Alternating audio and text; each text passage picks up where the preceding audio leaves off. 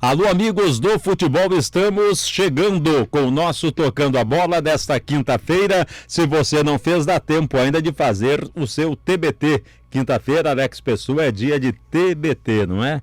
E a gente vai... O meu TBT é sempre relembrando alguma partida de futebol.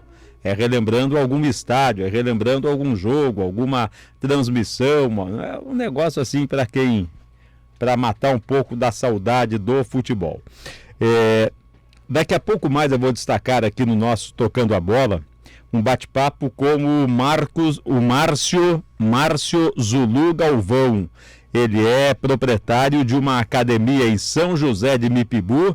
São José de Mipibu, as academias estão funcionando a plena máquina, a pleno vapor, seguindo, evidentemente, que orientações aí da Secretaria da Saúde. Lá em São José de Mipibu, o prefeito, ele acatou o decreto do presidente da República e reabriu as academias, e o Márcio Zulu, ele vai nos contar como é que está funcionando o setor fitness em São José de Mipibu. Aqui em Natal não, aqui em Natal segue tudo fechado. O esporte aqui em Natal, e é assunto que está na minha página 98fmnatal.com.br/Marcos Lopes, o esporte do Rio Grande do Norte está no fundo do poço. No fundo do poço. O fundo do poço está bem ali. E eu questiono por onde anda a Comissão de Esportes da OAB, por onde anda o Sindicato dos Radialistas, por onde anda o Sindicato dos Jornalistas, por onde anda a Associação dos Cronistas Esportivos, por onde anda a Comissão de Esportes da Assembleia, por onde anda a Comissão de Esportes da Câmara de Vereadores de Natal, por onde anda a Secretaria Estadual e a Secretaria Municipal de Esportes. Eu tenho defendido aqui a necessidade da volta do futebol. A FNF está fazendo a parte dela. Os clubes estão à beira da falência. Eu tenho defendido aqui, junto com a Associação Norte Rio Grandense de Academias, a reabertura das academias aqui em Natal. O setor está à beira da falência. Mas e as demais entidades, as entidades que eu citei aqui agora, por onde andam? O espaço está à disposição aqui para que a gente possa discutir essa dura realidade. O Lupércio II está comigo aqui no Tocando a Bola de hoje.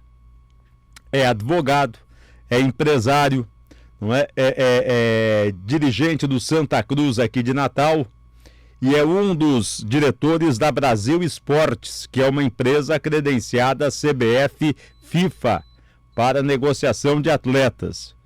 A gente vai bater um papo com o Lupércio sobre futebol, mas o assunto que apareceu hoje, Lupércio, hoje pela manhã, e que motivou o convite para que você participasse aqui do Tocando a Bola, é o mecanismo de solidariedade FIFA.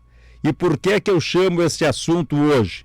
Porque ontem uma notícia de que o ABC estava inserido como devedor da FIFA e que poderia sofrer as mesmas sanções sofridas pelo Cruzeiro, que já vai começar a Série B do Campeonato Brasileiro com menos 6 pontos, em razão de uma dívida lá com a FIFA. E o presidente do ABC me disse não, o ABC não deve nada, pelo contrário, o Cruzeiro que ainda deve ao ABC é parte de um percentual que o ABC teria direito com relação à venda do Rodriguinho. E da questão do Rodriguinho, Lupércio, quem efetivamente já está recebendo através do mecanismo de solidariedade é o Natal Clube do Marcos Pintado, que provou que o Rodriguinho começou lá a atividade de futebol. E eu gostaria, Lupa, que você esclarecesse do ponto de vista didático, para que o ouvinte da 98 ele entenda definitivamente o que é o mecanismo de solidariedade FIFA e quem é que tem direito a este mecanismo de solidariedade da FIFA. É preciso que ele seja clube formador ou não existe essa necessidade? Boa noite. Boa noite, Marcos. Boa noite, amigo do Tocando a Bola, da 98. Esse é um tema que sempre tem deixado margem para muita dúvida, né? Mas, na verdade, ele é um tema relativamente simples, pelo menos do ponto de vista teórico. O que é que a FIFA, as entidades que legislaram sobre esse assunto, quiseram fazer? Eles quiseram proteger aqueles clubes que ajudaram na formação do atleta, não necessariamente clube formador. Clube formador é uma situação, é um certificado que veio depois do mecanismo de solidariedade, e ele tem um condão, ele acaba protegendo o clube em outras circunstâncias. Na situação do mecanismo de solidariedade, o que é que a FIFA diz?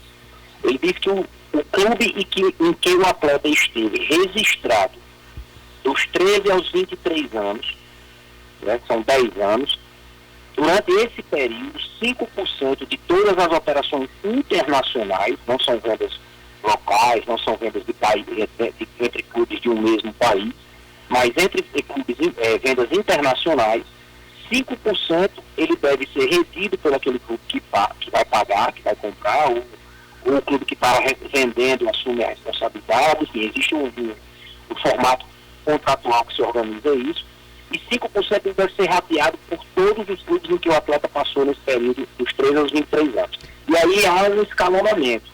Nos 13 anos, no ano do aniversário dos 13 anos, então ao longo desse ano que ele completou 13 anos, o clube tem direito a 0,25%. E já quando está mais adulto, que aí entende-se que o custo ele é maior, com 23, com 22, com 21 anos, esse percentual chega a 0,75%. Então soma-se esse período. Se o atleta teve todo o período nesse clube, ele vai ter direito a 5%. Se ele teve metade, enfim, é uma soma matemática, e aí ele vai fazer esse rateio. Então, como o Natal, na época que o Rodriguinho esteve não vou falar com tanta propriedade, mas pelo que a gente acaba vendo, acompanhando, na época que o Natal, que o Rodriguinho esteve no Natal, não existia ainda esse sistema da CBF, o BID da CBF, era um outro tipo de registro, existe em papel, nas federações e tal. Então o Natal abriu um processo administrativo para aprovar, aprovou, e aí passou a ter o direito ao mecanismo de solidariedade. Assim como o ABC também tem direito, porque é público e notório que o Rodriguinho teve passagens pelo ABC, como amador, como profissional, e como ele tem direito. Eu confesso que não sei os pormenores de quantos percentuais do Cruzeiro ter recebido e não ter repassado, mas que por uma questão puramente teórica, o ABC teve o direito pelo tempo de passagens que o Rodriguinho esteve aqui para a venda que ocorreu internacionalmente, a venda para a China, e é bom que fica... operações que foram feitas para fora. E é bom que fique bem claro, Lupercio, que isso aí se aplica apenas e tão somente em transações internacionais, né? Somente em transações internacionais. A transferência, por exemplo, do Grêmio para o Cruzeiro do Rodriguinho, ela não se aplica, entendeu? Mas quando ele foi do Cruzeiro, não, desculpe, do Grêmio para o Corinthians, eu acho que ele foi. Aí do Corinthians para a China, em uma operação internacional, aí ela se aplica.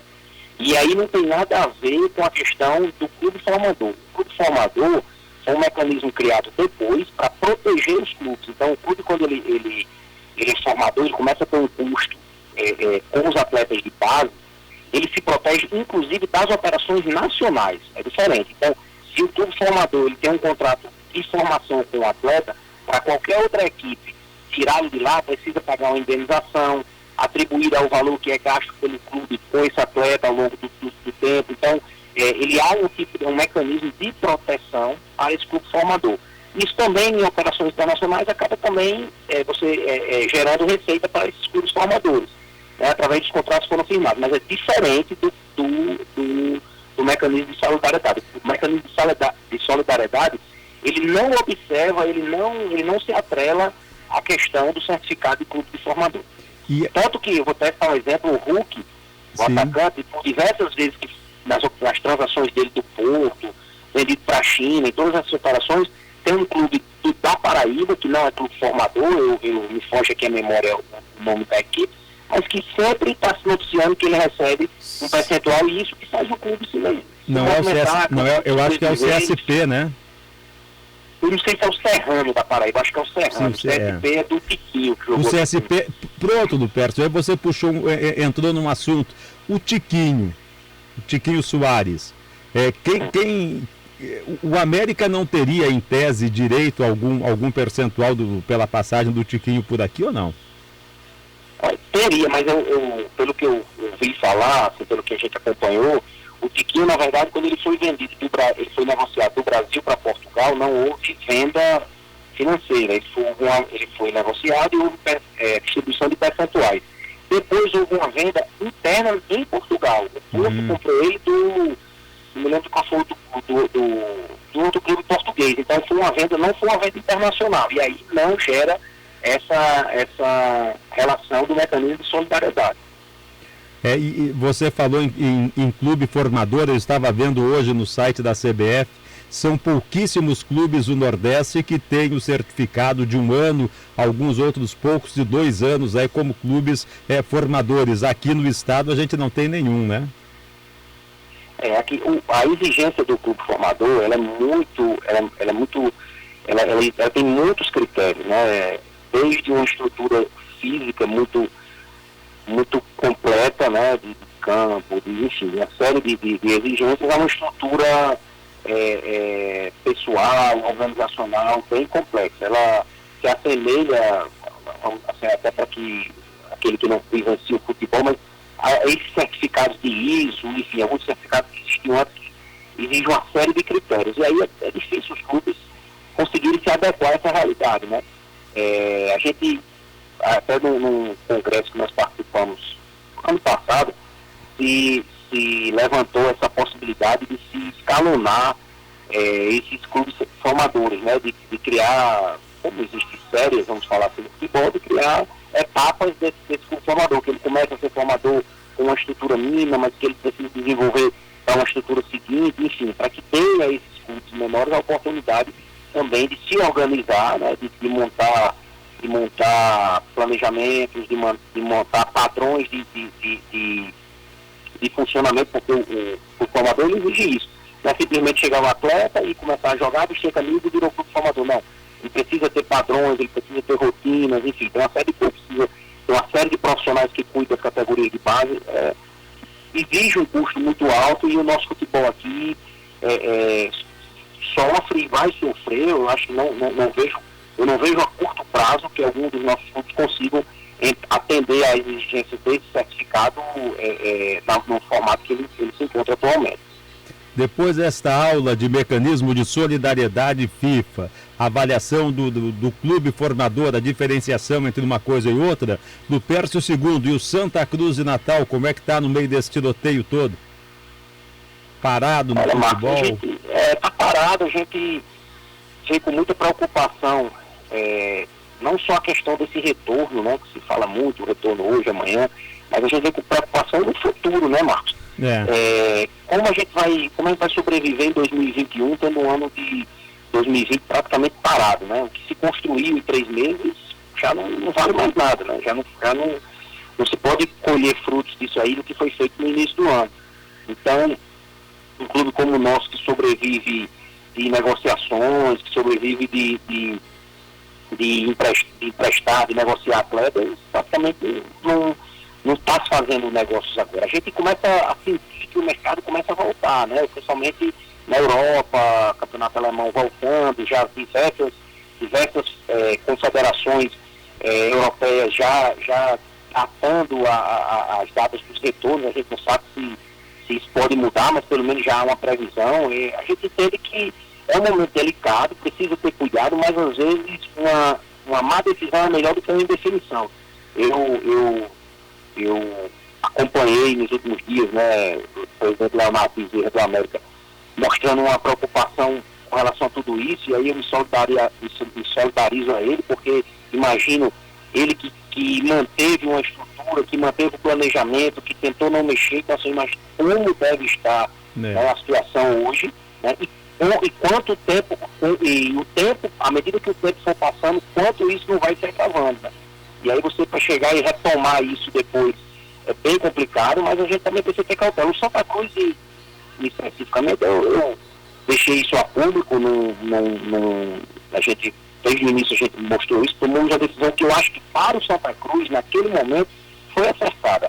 Nós chamamos os atletas, fizemos uma composição, pagamos todas as decisões e ficamos praticamente sem custo. Lógico que tem custos inerentes de manutenção, de algumas coisas, mas nós enxugamos muito o nosso custo. Então, assim, hoje a gente se mantém numa situação confortável em relação às despesas que o clube tem. É verdade. Lupercio II participou conosco aqui do Tocando a Bola desta quinta-feira, falando a respeito do mecanismo de solidariedade, falando a respeito de futebol e também do Santa Cruz. Eu vou dar um tempo por aqui, tomo uma água e na volta eu bato um papo com Márcio Zulu Galvão. Vamos falar de academias funcionando em São José de Mipibu. Até já.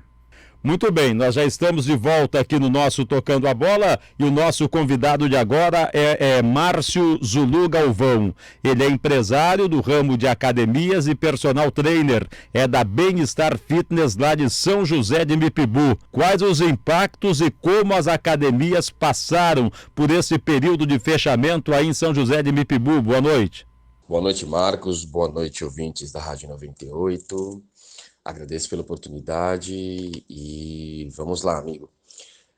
Aqui em São José foi bastante complicado, mas felizmente não tão complicado como alguns outros locais, porque eu tenho amigos em São Paulo e alguns, inclusive, já fecharam, tiveram que fechar os seus estabelecimentos, né? Aqui todo mundo teve que honrar seus compromissos, os funcionários foram afastados, nós fechamos aqui. Os proprietários fecharam dia 20, por decreto, dia 20 de março, e reabriram dia 5, 6, né? Tiveram a oportunidade de reabrir, mas para o público abriram mesmo dia 11 do mês de maio. Então nós tivemos aí 1 mês e 20 dias de academia fechada, as contas rodando, aluguéis para serem pagos, porque na sua imensa maioria, os proprietários de academia não são proprietários do prédio onde as academias são instaladas, então são aluguéis, e São José os aluguéis são caríssimos a nível de grandes capitais, né? Então o pessoal sofreu muito aqui, as pessoas sofreram muito, e muitas delas não tiveram acesso a esse auxílio emergencial, que também não conseguiria suprir as necessidades, né? Muitos aqui também pagam aluguel e têm filhos e tinham muitos compromissos a serem honrados. Foi um período bastante nefasto. E a reabertura não trouxe essa tranquilidade, porque as pessoas ainda estão com medo e não retornaram à sua atividade nem em 20% ainda. Então está bastante complicado aqui. Mas felizmente pudemos reabrir, mesmo com muita resistência, tanto dos munícipes como de alguns órgãos. Importante a academia, que você fale a respeito da importância da academia, exercício acompanhado por profissionais aí neste momento de pandemia. Marcos, a própria OMS e o Ministério da Saúde já nos veem como necessários na promoção da saúde, né? Afinal de contas, quem promove realmente saúde no país são os educadores físicos, né? O plano de saúde que a gente paga não lida com a saúde, ele lida com a doença, né? Então, nós estamos aqui para promover saúde. Então, nós temos uma parcela de responsabilidade grande, né? De auxiliar na manutenção do sistema imunológico. E com o exercício físico, né? A gente age muito em cima disso, com exercícios leves a moderados. Inclusive, a visão das pessoas que vão para a academia deve ser mudadas um pouquinho, né? Eles não têm que pensar nesse momento na estética, naquela gordurinha que incomoda, naquela flacidez que incomoda. Eles devem se preocupar no momento com o exercício como promotor de saúde, né? Para elevar o sistema imunológico, para ajudá-los, né? No sistema, no corpo em geral, na saúde em geral. A estética a gente pode se preocupar depois que esse processo pandêmico passar. E felizmente, né? Felizmente, a visão dos médicos e das pessoas já começaram a mudar sobre a gente, né? Nós somos, apesar de muito preconceito ainda, nós já somos vistos de outra forma e já somos procurados para outros motivos que não seja melhorar o bumbum, melhorar o braço, a coxa, o PD, aquela gordurinha.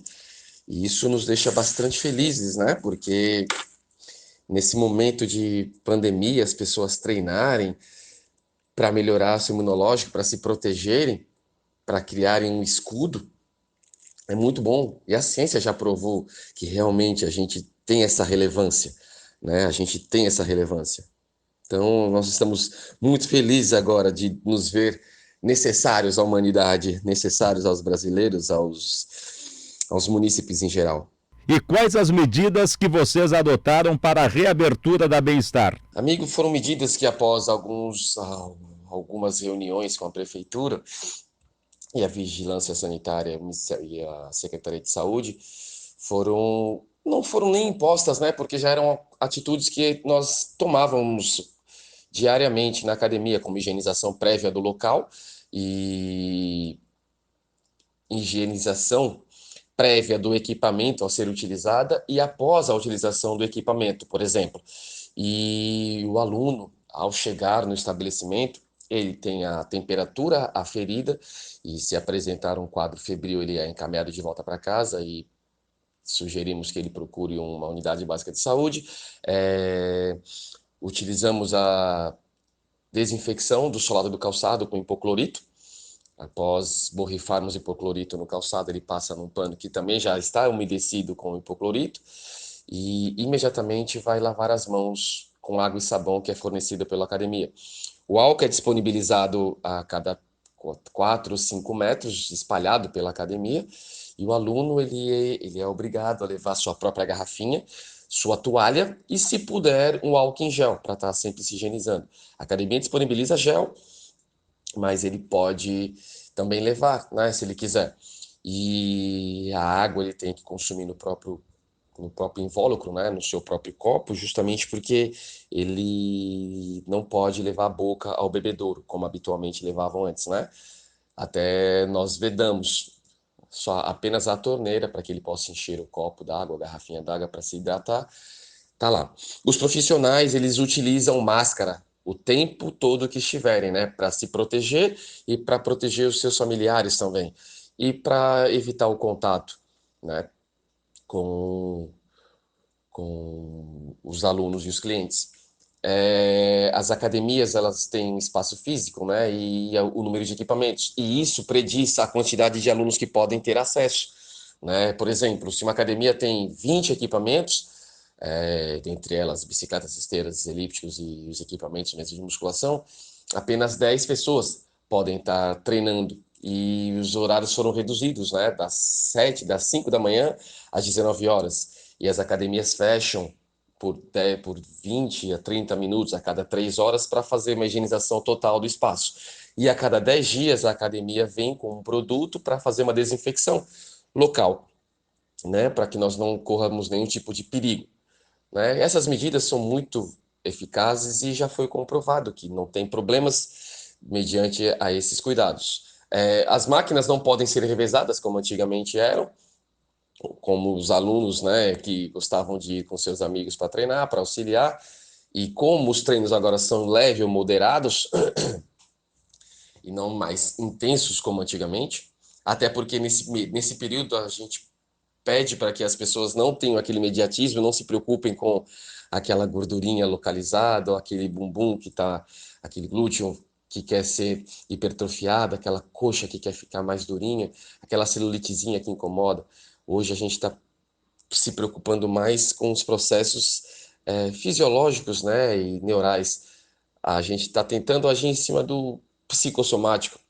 Corpo e mente são, para que a gente consiga, né, nesse período de isolamento, ter uma válvula de escape. E a academia também é isso, né? E como a gente está vendo que o sistema imunológico ele tem um fator primordial em cima do Covid, a pessoa bem treinada, a pessoa que está fazendo o exercício físico, ela tem um pseudo-escudo, né, que pode protegê-la nesse período.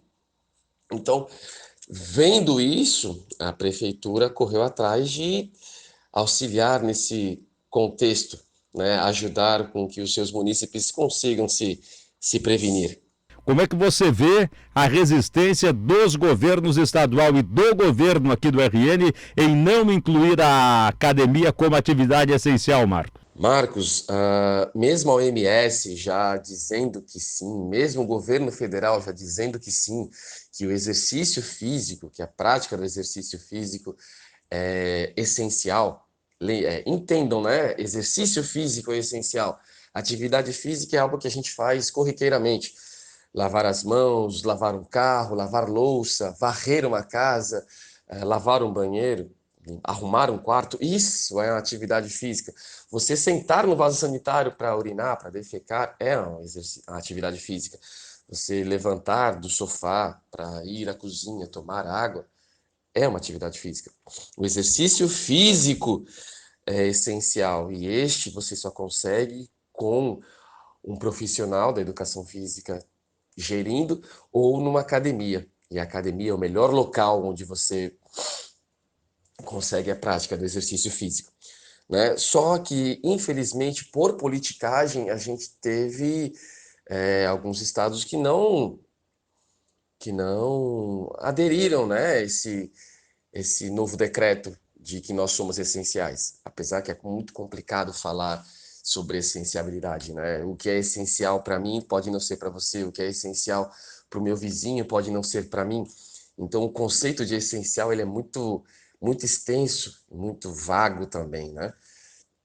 E felizmente o STF nos deu essa oportunidade de reabrir mediante a reuniões com a prefeitura, porque ele deu autonomia aos estados e municípios a decidirem, mediante a estudos, né, logísticos de transmissibilidade do Covid-19, se deve ou não abrir determinado segmento ou não, né? E felizmente o São José ele está tendo um controle, mesmo que a gente saiba que o número de notificações de confirmações seja muito abaixo do que realmente existe, porque muitas pessoas são assintomáticas, então isso quer dizer que, de repente, você tem, eu tenho, o seu amigo tem, e são assintomáticas, né? São pessoas que vão passar despercebido pelo Covid-19.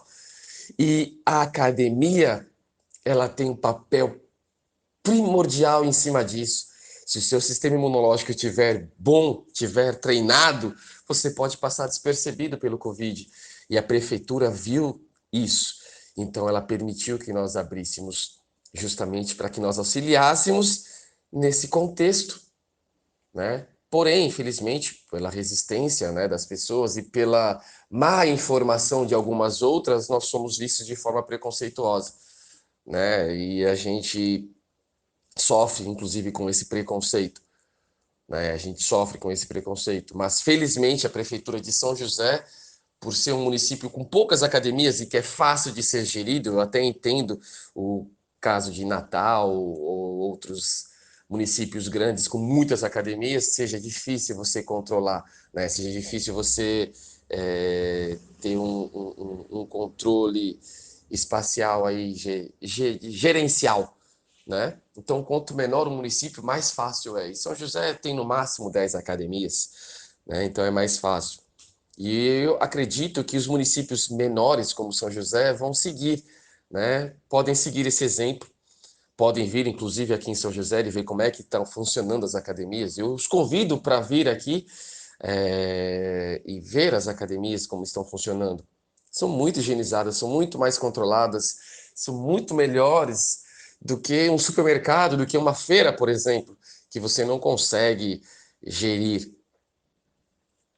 E agradeço pela oportunidade, viu, amigo? Agradeço muito por ter cedido esse espaço. Muito bem, Márcio Zulu Galvão da Bem-Estar Fitness fecha o nosso Tocando a Bola desta quinta-feira, dia de TBT, tá certo? A gente falou com o Lupercio II, falamos aí também com o Márcio Zulu. Minha gente, um grande abraço a todos. Amanhã, 19h30, tô de volta aqui no Tocando a Bola. Tchau.